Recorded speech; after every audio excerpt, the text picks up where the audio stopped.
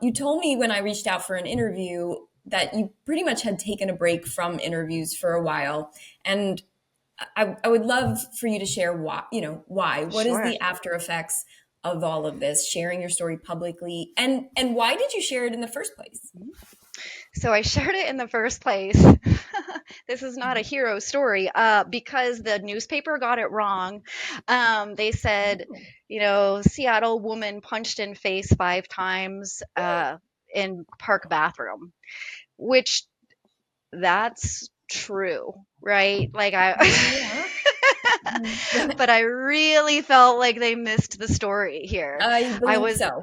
yeah, so I contacted them myself, and because they would not have my information, we keep Yeah. victim identification completely private unless they raise their hand. So I thought I was really driven because I felt like I had this wonderful self-defense class Mhm. that my employer brought in during the workday. Oh, good Okay. to know. It was Do a you want to shout corporate. out your instructor's name? Yeah, 'Cause it's Jordan from Fighting Chance, Seattle, thank you, Jordan. and we've just become just. I mean, he's like my brother. Like we've Amazing. become so close. But I thought it was so important to acknowledge that this story was, corporate a company had offered a self-defense class and it saved this woman's life 3 weeks Right. later. Like, that's Right. the story. Why aren't we all bringing in self-defense classes into, there's HR companies, every company has HR. You want to do a Taco Tuesday, or do you want to save some lives? Talk about employee retention. I stayed there until they, didn't need me anymore. But Right. like, my loyalty would be forever, because Wow. like, how do you, you know Yep.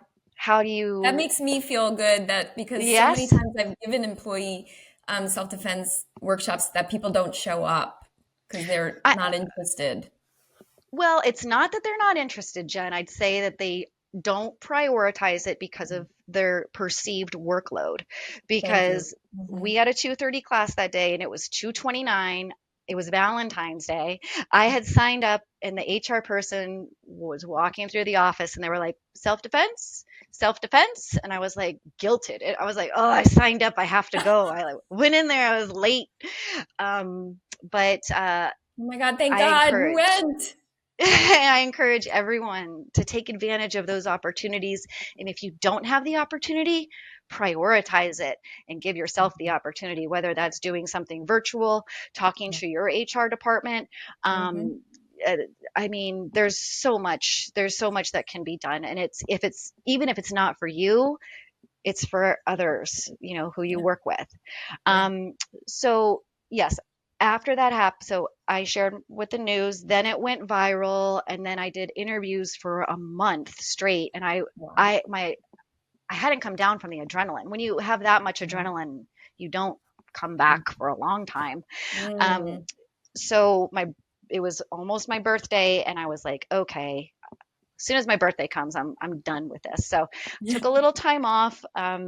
But I did media and self-defense workshops, and I did the whole gamut for years. I saw Um, you. I was following. it's exhausting, isn't it, Jen? Yeah, It's yeah. a lot. It's It's a a lot of lot. energy out. Yes, it's a lot of energy out, but it's very worth it. Um, then Runner's World made a documentary called Not Today, and it's Not about my today. not today. Yep. So it's about my story and also the story of Molly Tibbetts and Wendy Oh, Martinez, who are runners who were in similar situations who unfortunately did not survive. It's an honor to share. It's an mm, honor to share that film with them and their wow. families, and a stark reminder that if things had gone differently that day, that movie would probably still be made and they'd be interviewing my mom about the loss of her daughter. Right. So I'm so grateful to be alive, and to even be able to share that story. Right. So it was very exciting when it came out. It was March of 2020, ready to go on my tour. Oh gosh. And of course, I begged. I was like, they were like, we can't put you on a plane, and I was like, I'll pay for the plane ticket myself. Like I'm gonna go to my own movie. So Ah, it was a little heartbreaking at first, yes. but I also was training for the Boston Marathon, which my boyfriend at the time, now my husband, was also qualified, or he qualified. I was in as a sponsored runner. My mom Hmm. also qualified. So, like, Ah, all of us were going to run the Boston Marathon together in 2020. wow. We all know how that one turned out. Right. So, but when it when the disappointment passed, I realized I was becoming happier. I was feeling Mm, a lot better mentally. I was starting to think about what else there might be in my future. hmm. I got engaged right at that time too, which was very exciting. Congratulations. And thanks. And and yeah, I just got addicted to that feeling of Mm, not doing it anymore. And yeah. I think that's important, is you don't owe your story to anybody, Yeah. Yeah. anybody. And you only have to share it if you want to and if you feel Hmm. like it. Right. And that took me a very long time to realize. I used Mm, to feel like it was an obligation. And, now I feel like I like to do it when I think it will have an impact. And so that's why I'm here with you today.